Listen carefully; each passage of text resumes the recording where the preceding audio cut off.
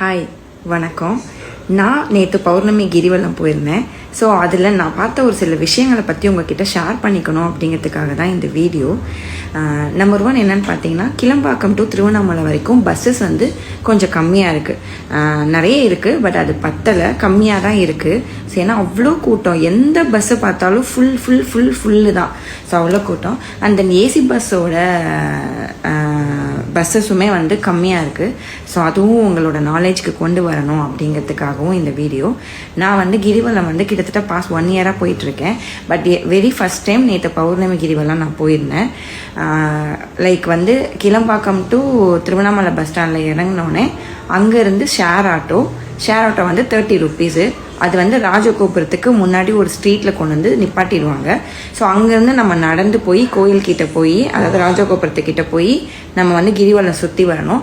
கிரிவலம் சுற்றி வந்துட்டு இருக்கும் போது ஒரு ஸ்டெச் வரைக்கும் கிட்டத்தட்ட ஒரு 30 to 40 மினிட்ஸ் வரைக்கும் கரண்ட்டே கிடையாது. ஸோ நீங்கள் கரண்ட்டு வந்து நம்ம சேவ் பண்ணலாம், அது நல்ல விஷயந்தான். என்னை பொறுத்த முடிக்கும் கரண்ட்டே கட் பண்ணக்கூடாது. 24 hours கரண்ட் இருக்கணும்னு நான் சொல்லவே மாட்டேன். ஸோ அந்த கரண்ட்டு கட் பண்ணுறத கிரிவல பாதையில் அந்த பௌர்ணமி அமாவாசைக்கு கரண்ட்டை கட் பண்ணுறதை வந்து தவிர்க்கணும் அப்படிங்கிறது என்னுடைய கருத்து. ஒரு 40-45 மினிட்ஸ் வரைக்கும் அவ்வளோ க்ரௌடு, லேடிஸு ஜென்ட்ஸ் எல்லாருமே ஒன்றா போயிட்டுருக்காங்க. பயங்கர கன்ஜெக்டடாக இருக்குது. அந்த டைமில் அந்த கரண்ட் இல்லாமல் இருக்கிறது எனக்கு கொஞ்சம் வருத்தமாக இருந்துச்சு. அப்புறம் கிரிவல பாதையில் நிறைய டாய்லெட் ஃபெசிலிட்டிஸ் இருக்குது. அதேமாரி ஒரு சில பீப்புள் என்ன பண்ணுறாங்க அப்படின்னா, அங்கே இருக்கிற எம்டி பிளேஸில் போய் டாய்லெட் போயிட்டுருக்காங்க.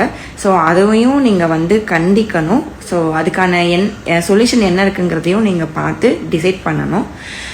அப்புறம் கிரிவலம் சுற்றி முடிச்சுட்டு வந்த உடனே அதே ராஜகோபுரத்தில் ஸ்டார்ட் பண்ணி ராஜகோபுரத்தில் தான் எண்டு பண்ணுவாங்க. வந்த உடனே என்ன பண்ணுறாங்க அப்படின்னா, ஆட்டோ ஏறி போகலான்னு பார்த்தா ஆட்டோவே கிடையாது. நிறைய பேர் பாவம் அந்த டைமில் நடந்து போய் bus stand, new bus stand வரைக்கும் போகிறாங்க. நானும் ஓகே ஆட்டோ தேடினேன். இங்கே தானே ஆட்டோவில் வந்து இறங்கணும், இங்கே ஆட்டோ இருக்குன்னு பண்ணால் அங்கே ஆட்டோ இல்லவே இல்லை.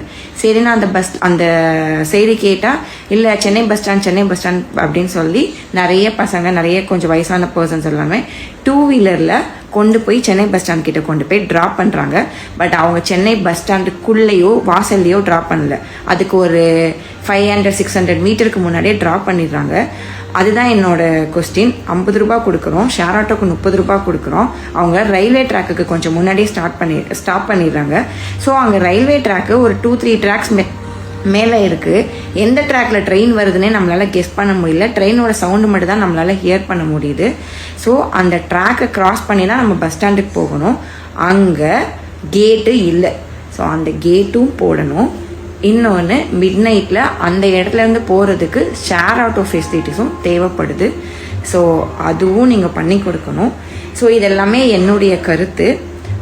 பஸ் நிறைய கொடுக்கணுங்கிறதும் என்னுடைய கருத்து. இருக்குது, நிறைய இருக்குது, அதெல்லாம் நான் தப்பு சொல்லவே இல்லை. ஸோ இன்னும் கொஞ்சம் நிறைய கொடுக்கணும்னு என்னுடைய கருத்து.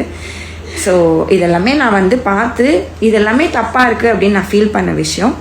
ஸோ அதை கொஞ்சம் நம்மளோட தமிழ்நாடு கவர்மெண்ட் கன்சிடர் பண்ணி என்ன சொல்யூஷன் பண்ணலாம் அப்படிங்கிறதையும் கொஞ்சம் டிசைட் பண்ணுங்கள். தேங்க்யூ.